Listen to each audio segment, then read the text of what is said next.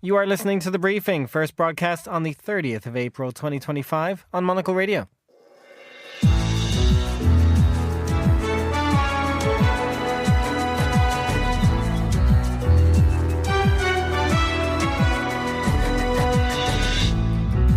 Hello and welcome to The Briefing, broadcasting live from Studio One here at Midori House in London. I'm Chris Chermak. Coming up on today's program, 100 days into Donald Trump's administration in the US, we'll explore whether a ceasefire in Ukraine is any closer to a reality. After that, the Trump administration's decision to turn an ally and closest trading partner into an adversary and target has been a dynamic that has completely upended the relationship, completely upended the economy, and really does help to explain Carney's arrival. Canada's newly elected Prime Minister, Mark Carney, is charting a course for Canada that is very different to that of its southern neighbour. From there to the Philippines, where we explore the prospects of the country's karaoke singing cardinal in next week's Vatican conclave.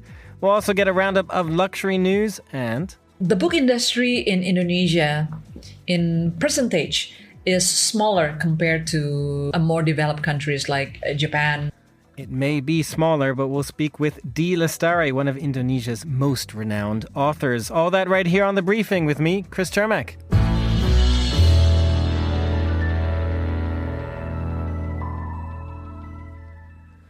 U.S. President Donald Trump had promised peace for Ukraine in a matter of days of his inauguration. And as we now enter his next 100 days, Russia is pouring cold water on the idea of a ceasefire happening as quickly as the U.S. might want.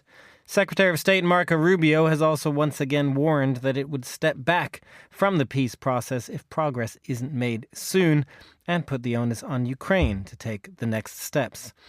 Well, James Rogers is Associate Professor of International Journalism at City University of London and an expert on Russia. James, thanks very much for coming on the show. 100 days into Trump's administration.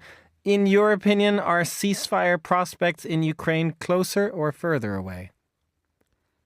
Well, I think, Chris, there's the prospect of a ceasefire. We've seen that Vladimir Putin has said there will be one next week. But in terms of a longer-term settlement, I see very little progress at all. I mean, it's remarkable to remember, as you hinted at in your introduction there, that during the election campaign late last year, now President Trump was suggesting that he would find a solution to this war within a day. I think he said 24 hours, didn't he? And now we see the Kremlin spokesman saying this is complex, it's going to take a lot of time. So no, I think it's very difficult to highlight any substantial progress that has been made. There is some sort of willingness on both sides, yes, to cease hostilities, but the terms on which they would do so remain very, very far apart. There is obviously a lot of disagreement on the terms, and you do mention that there will be at least a brief ceasefire of 3 days next week. But why is there not more significant pressure on Russia, in your opinion? Would this not, I mean, we have seen these messages from Donald Trump saying, Vladimir, stop, but isn't this the point where perhaps a stick should be used instead of just words and carrots? Well, I mean, I suppose you could argue that the Biden administration was using a pretty strong stick, supplying as it did the military materiel and ammunition to Ukraine, really for such a, for the first 3 years since the escalation of the war in February 2022. Trump has preferred a sort of negotiated approach, but it is also true to say it's very difficult to see what demands he's made of Russia. The stick, aside from that Vladimir stop social media post, has not really been used. There has been no suggestion so far that Russia should give up some of the territory it has occupied and now claims its own. Quite the opposite, in fact. We've seen suggestions that Ukraine should manage its expectations about the amount of territory that Russia has taken since, of course, the annexation of Crimea in 2014, the amount of territory that Ukraine might expect to get back. So it really remains to be seen whether the Trump administration is willing to use the stick or whether they are, as senior officials like Marco Rubio and State Department spokesperson has suggested, preparing to walk away if there is not what they would judge to be a sign that the two sides are willing to engage in serious negotiations. And when it comes to those serious negotiations, Marco Rubio, as you mentioned there, has kind of put the onus on Ukraine at this point for making progress and issuing concrete proposals in order to stop the U.S. from walking away. Is that accurate in the reality that we are now in? Is it sort of up to Ukraine to basically say, yes, we would be willing to give up this bit of territory in order for a ceasefire to take place? Would Russia accept that? I mean, that has been sort of hinted at as well in comments over the weekend by the mayor of Kiev, but who's also, it should be pointed out, a political opponent of President Zelensky. So, of course, inevitably, after 3 years, there are internal political debates in Ukraine too. But I think, this comes back to the fact that, let us remember, if we go back 3 years ago, it was pretty clear then that the objectives of this war were not the seizure of parts of eastern and southern Ukraine, the four provinces which Vladimir Putin claims now to have annexed and incorporated into the Russian Federation, although Russia does not actually control all of the territory of those four provinces. The purpose of this was to stop Ukraine existing as an independent state and to occupy much, much, much larger swathes of territory. Ukrainian concerns is that this will just be a staging post, and if this conflict does cease here for 6 months, 12 months, longer, then it will be a staging post which will allow Russia to reflect on what it's done so far, what it went wrong really, because of course, presumably the purpose of this original military campaign was actually to capture Kiev and remove President Zelensky from power, and Kiev will be concerned that this is going to try to do that again. We've heard a lot of talk about, the absence of any sort of security guarantee for Kiev, for Ukraine in the discussions that have been so far, and that still remains the case. So I don't think they probably see really anything in this for them so far, because I think they feel a lot of the onus is being put upon them and very little being put on the Kremlin. That was James Rogers, Associate Professor of International Journalism at City University of London. And now here's Monica Lillis with the day's other news headlines. Thanks, Chris. Germany's Social Democrats have backed a treaty for a coalition with the CDU Conservatives, clearing the way for the formation of a new government. Their approval will enable Conservative leader Friedrich Merz to become Chancellor on May 6th. Thousands have been commemorating the 50th anniversary of the end of the Vietnam War in the nation today. Celebrations culminated in a grand parade in Ho Chi Minh City, showing off the country's Russian-made fighter jets and helicopters. To Lam, Vietnam's Communist Party chief and the country's leader, called it a victory of faith. A major exhibition of the Italian fashion designer Gianni Versace's creations is to be staged in London this summer. Gianni Versace Retrospective will open at Arches, London Bridge in July, with organisers saying it will give visitors a kaleidoscopic view of the 90s. The exhibit will include more than 450 original pieces, including outfits worn by Princess Diana, Kate Moss and Sir Elton John. Those are the day's headlines. Back to you, Chris. Thanks very much, Monica. In Canada, it is now projected that Prime Minister Mark Carney's victorious Liberal Party will have to form a minority government, having fallen short of a majority by only 3 parliamentary seats. Even so, Mark Carney's victory marks a stunning comeback for a party that had been facing a massive defeat back in January. To assess what comes next, our Toronto correspondent Thomas Lewis spoke with 2 experts who gave their analysis on the global issues that were central to Carney's campaign platform. We're going to start with the big one, which is international trade and the relationship with the US.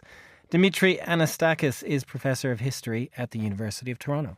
The Trump administration's decision to turn an ally and closest trading partner into an adversary and target of trade attacks in terms of tariffs has been a dynamic that has completely upended the relationship, completely upended the economy, and really does help to explain Carney's arrival at just the right moment. There's a sense of betrayal on the ground, a sense of outrage, a real sense of fear, economic fear, certainly, in terms of what this means, and the economic consequences of trade's Trump approach.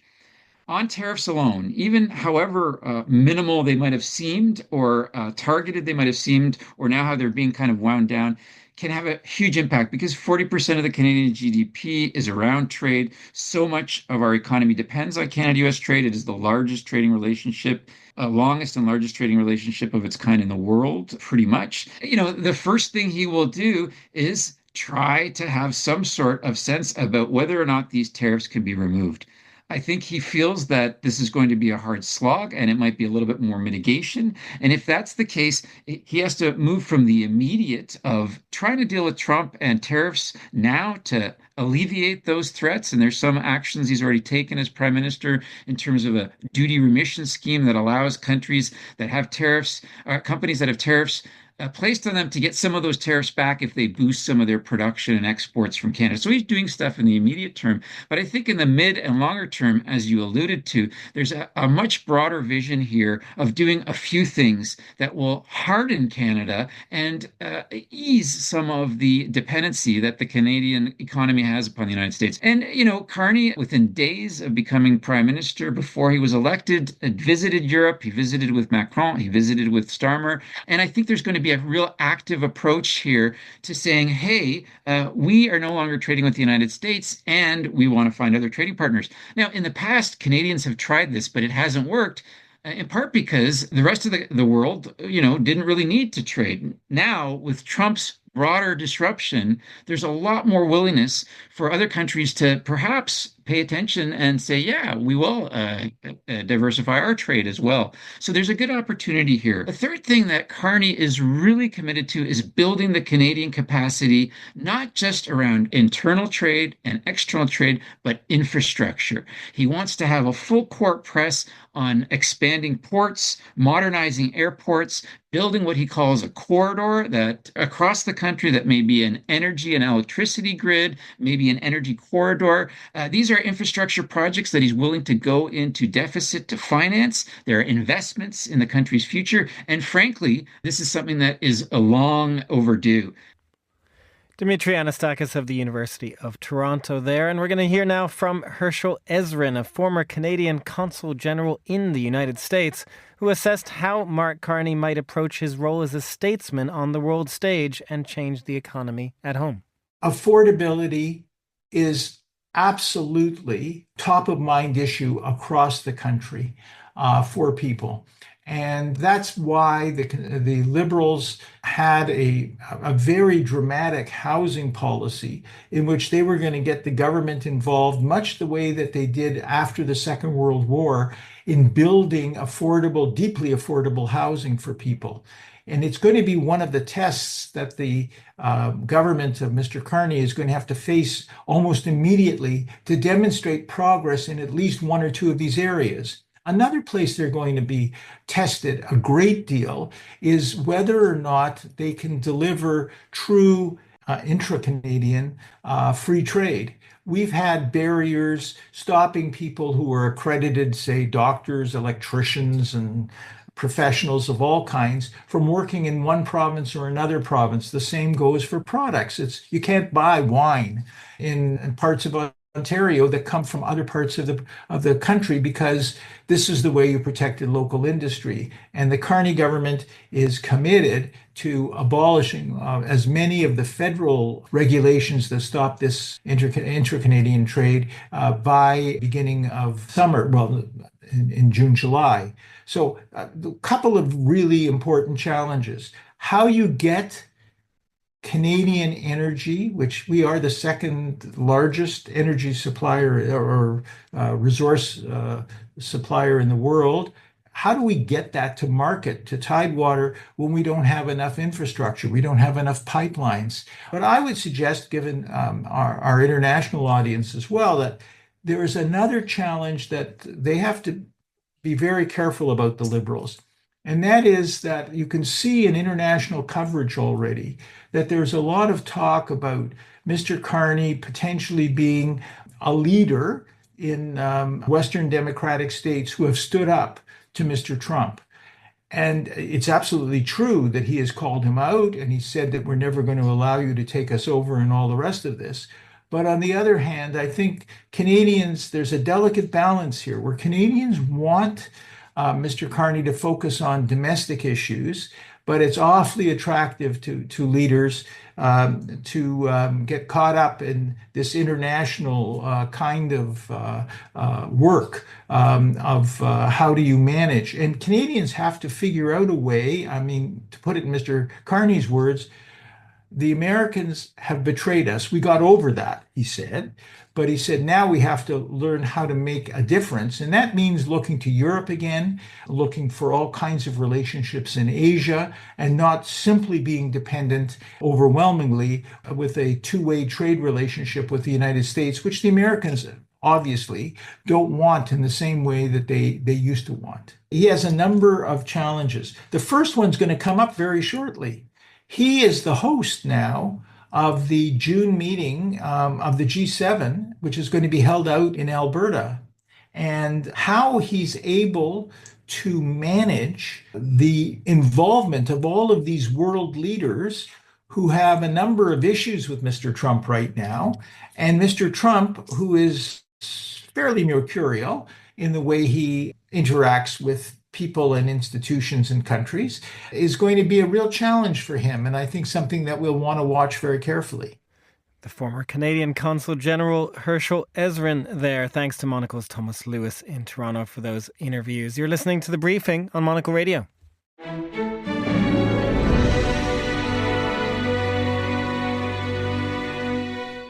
This is The Briefing. I'm Chris Chermak. The conclave in the Vatican begins next week, and ahead of the global watch for the white smoke, we wanted to take a look over the coming days at some of the countries that are particularly in the limelight this time around, either for their large Catholic congregations or because their own cardinals are among the leading candidates to succeed Pope Francis.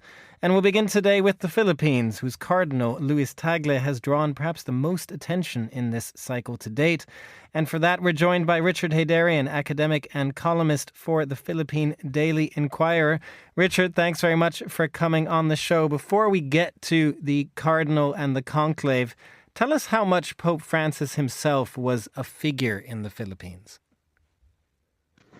Well, I mean, when it comes to the Philippines, I think the Philippines holds the record for the number of people who showed up for a single visit by a pope. I think as many as 6 million Filipinos, by some account, showed up during during Pope Francis' visit to the Philippines back in 2015, which is a world record, and it actually, in many ways, reflects the profundity of the devotion of Filipinos to the Catholic faith. In fact, we have also yearly events marking important, elements of Catholicism, and you also can see, almost every year you see millions of Filipinos showing up for Black Nazareth and other relevant events. In fact, in the Philippines, when it comes to Christmas, for instance, we celebrate Christmas as early as September. As long as there's a bear in the months, we start the Christmas season. So this is one of the most devout and passionate Catholic and Christian nations anywhere in the world, I could say.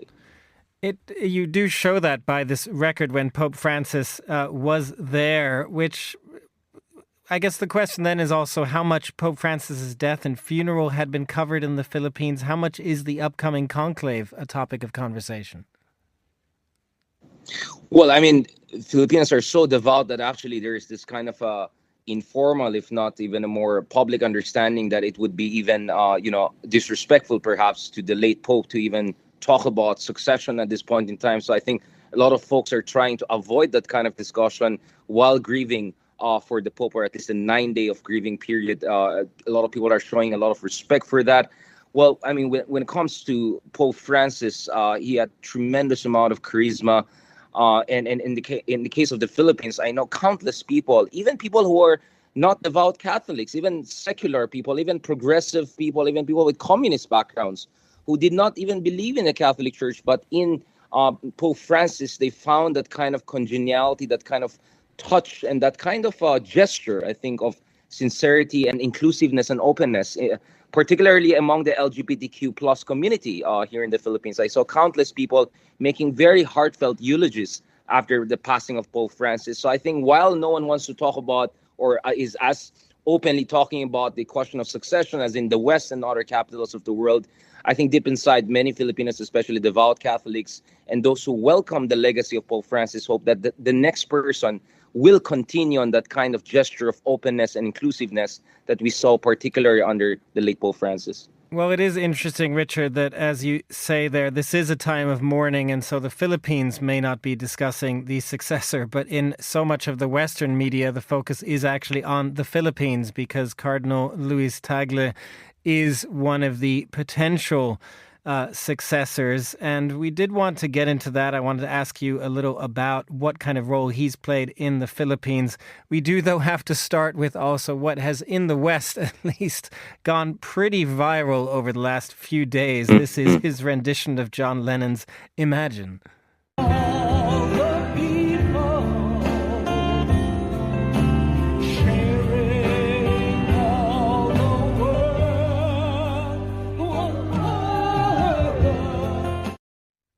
Richard, it is incredible hearing that clip. And I guess to this point of the difference in coverage, perhaps, tell us how the Cardinal Tagle is seen in the Philippines. What is his reputation like when you listen to a clip like that? It's been struck, by a lot of people in the West that he's singing Imagine of all things. Is he a sort of cardinal of the people?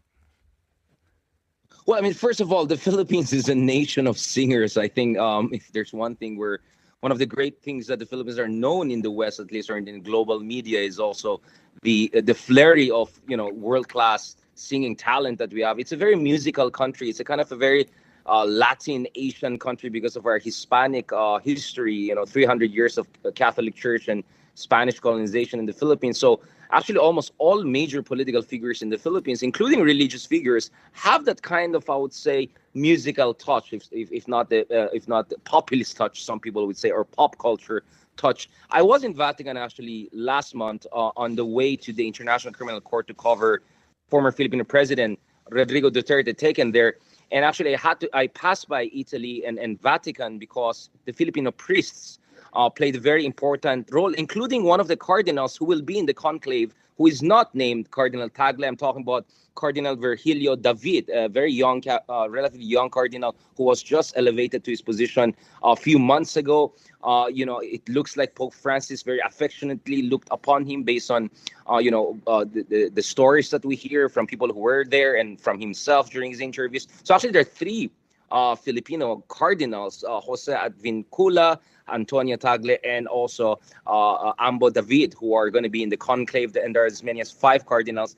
Now, going back to this, I think Cardinal Tagle in many ways reflects that kind of pop culture touch, but I don't think in the context of the Philippines, it's as, I would say, exceptional as perhaps it's coming out to folks in the West. Nevertheless, I had conversation with people, including people who are close to Cardinal Tagle, and my understanding is that, and this was like more than a month ago, that even among people who know a lot about Cardinal Tagle, who know about the inner workings of Vatican, I kept on hearing the name of Pietro Parolin, who's now openly seen as one of the lead candidates to succeed Pope Francis, precisely because the understanding was that in the case of Cardinal Tagle, the understanding is, people see him, or he's viewed as a kind of a more progressive, left-leaning, and open kind of cardinal, including his very strong statements back in the day in terms of discrimination and prejudice against LGBTQ community and people who have been through divorce and all. But internally, the politics, or rather the dynamics, is very different. And my understanding is that internally, based on conversation with folks in the Vatican, well-informed people, is that, last March, people were already saying that perhaps it's more likely that Pietro Parolin will be one of the favorites of at least the cardinals who are more particular to Pope Francis' vision and who are more invested in continuity of that legacy rather than Cardinal Tagle. Nevertheless, we know history tells us, you don't have to watch the movie Conclave, but history tells us that, usually the early favorites are not necessarily the final pope, and, to respect, the process. You never know how it's going to go. In fact, there'll be multiple votes during a day, and it could go for weeks. Although I think Cardinal Tagle said that within a few days they're hoping to have the final vote, and that the Holy Spirit will guide the more than 130 cardinals who will gather in the conclave to select, or rather elect, Pope Francis' successor. Well, we will be watching, and I'm sure next week the Philippines will be watching as well. Richard Heydarian, thank you very much for joining us. You're listening to The Briefing on Monocle Radio.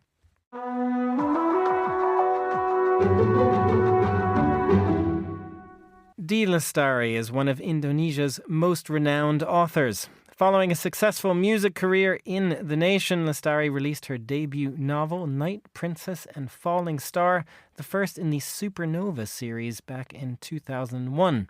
The book recorded phenomenal sales and has gained Lestari a cult following among young Indonesian readers.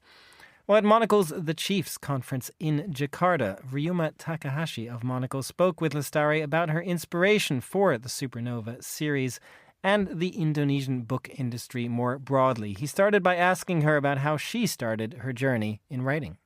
Aside of singing, I also love storytelling and story writing. And then I started to write short stories when I was, in junior high, when I was in high school. But then, I think it was 1999, I had this urge to write something about, my contemplation in life, my spiritual journey. And I decided to create a fiction, which I called Supernova. And the manuscript was finished in the year 2000. So I self-published in 2001. I would say that it was my birthday gift for myself as I entered, the age of 25. I think people call it like a quarter-life crisis. Like we want to prove something. We want to have a place in this life. Your novel, Supernova, features characters of various nationalities, religions, and sexual orientations. What inspired this diversity? I think this is an unusual approach for Indonesian literature at the moment. It was based on my own spiritual exploration at the time. I had what would I call like an epiphany, like a spiritual awakening, that I started to see life, love, and God in a different light. That experience changed me a lot. And I felt there's this urge to share that experience with others. But because I feel like, I have this spiritual experience, but writing it as a nonfiction would, as if I become like a smartass. But if I package it into a fiction, then I think it'll be easier for people to digest. Can you share about your spiritual journey?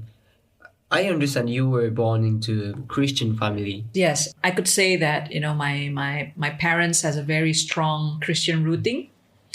But at the time, I decided to let go of that faith and be like a blank page. I want to know more about life, about God, about love, but without any existing frame. So I started reading books from all religions, Islam, Hindu, Buddha, even Kabbalah, and Konghucu, all kinds of religion and beliefs. I felt like I'm that sponge ready to absorb everything and anything. And it's so refreshing. I feel so liberated. Rather than limiting myself into one, I become just this appreciator. I just appreciate everything. So that journey led me also to Supernova. I think compared to other Indonesian literature, your work feels more freedom in a way. How do you view your position within the Indonesian literature scene? It's an interesting question. I think I've come to one conclusion. Some people have coined this term. I don't know how to say it in English, but I think in Bahasa Indonesia, it's called sastra antara. Antara, sastra is literature. Antara is like in between.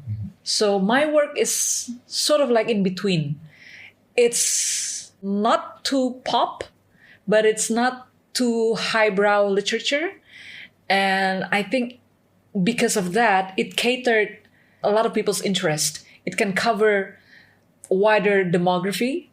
It also allows me flexibility to use a more relaxed language. But at times I also use like high literature language, and I could do both. I don't have to be limited or constrained to one genre or one literature class, So I think I was fortunate. Back in 2001, Indonesia was less conservative. So it got by, people they're talking about it, but not in the sort of a judging kind of way that, oh, it shouldn't be out or this should be censored or anything. But they just acknowledge it as unique, and it became, part of the discussion. But it's not something that I should be punished because of writing about homosexuality. I'm not sure if I published it nowadays or recently, I would probably get a different reaction. But back in 2001, people are just chill about it. What do you think about the potential of the Indonesian book industry? Well, the book industry in Indonesia, in percentage, is smaller compared to more developed countries like Japan. So the book in Indonesia is considered an expensive stuff, and it is. Also because we consist of islands, so transporting book to one place is not easy. Unless if you live in Java, where, everything is there. The factory is there, the printing, the publishers, most of the writers are there. But if we talk about other parts in Indonesia, they may not have the same access.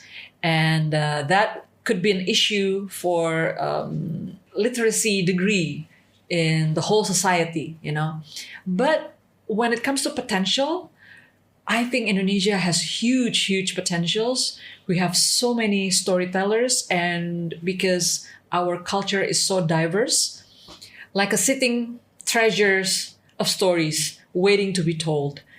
I think one of the most challenging part of Indonesian literature is translation. We have many good writers, many good books, many interesting stories, but they are still all within Indonesia. It cannot be communicated out there because there are just not enough translators and translation funding. Monocle's producer in Tokyo, Rima Takahashi, there speaking with the Indonesian author D. Lestari. This is The Briefing.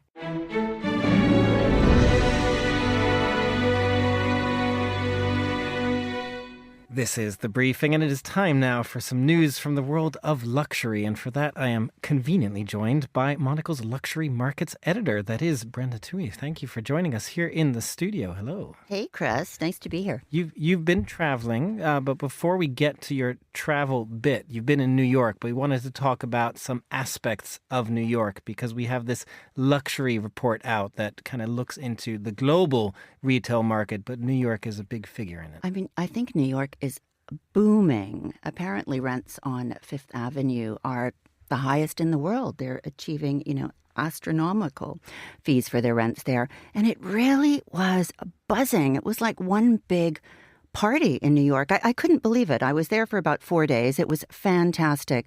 Especially exciting is that new department store, Printemps, is fabulous at number 1 Wall Street, designed by the French interior designer Laura Gonzalez.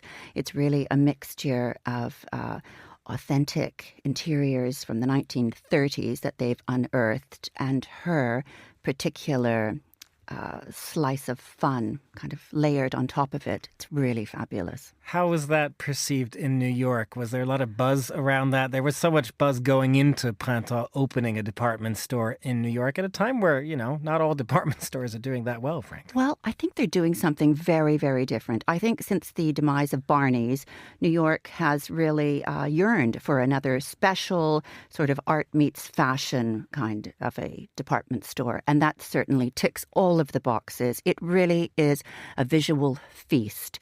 The way that they have showcased the clothing, the beauty items, the shoes is really, really different and unusual. And there certainly was a lot of, customers there on Saturday morning with their eyes filled with awe. It is fabulous. And what is it about the high rents on Fifth Avenue? I mean, what do you put that down to, I guess, in New York? The fact that even, we talk so much about the politics and other reasons that the U.S. is in the news these days, but New York as a place to live, and particularly for those who are in the luxury space, is still buzzing. It is absolutely buzzing. There are no empty shops, and the shops are full.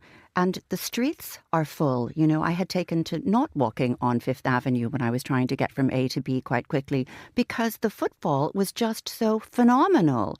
It's fabulous. Of course, maybe the weather helped as well. It was 77 degrees Fahrenheit. It was pretty special for April. I mean, I could be jealous about that, but right here in London, actually, we have pretty good weather for a change. It is absolutely glorious. And speaking of that, we did want to also talk a little about London because there is a new major Gianni Versace exhibition. Yes, and London does too. Exhibitions particularly well. So that's opening in Arches in July. They're going to have fabulous items of clothing from every single season, I understand. And wow, it should really be very, very special. I actually had a dress from his very last season, which I think was destined for Madonna, but somehow ended up in my wardrobe. Tell us more about that. The late interior designer David Collins, who was very friendly with Madonna, had, and also friendly with Gianni Versace, had some items of clothing that Gianni had given to him for Madonna. And I guess she'd taken what she liked, and there was one dress left over. It was a classic lace upon satin apron dress with the Medusa heads on the bodice. It was fabulous. Fabulous. And I like, Brenda, that you're on first name basis with Gianni there as well, aren't you? Well, I never got to meet him, but I mean, he was pretty special. He was pretty special.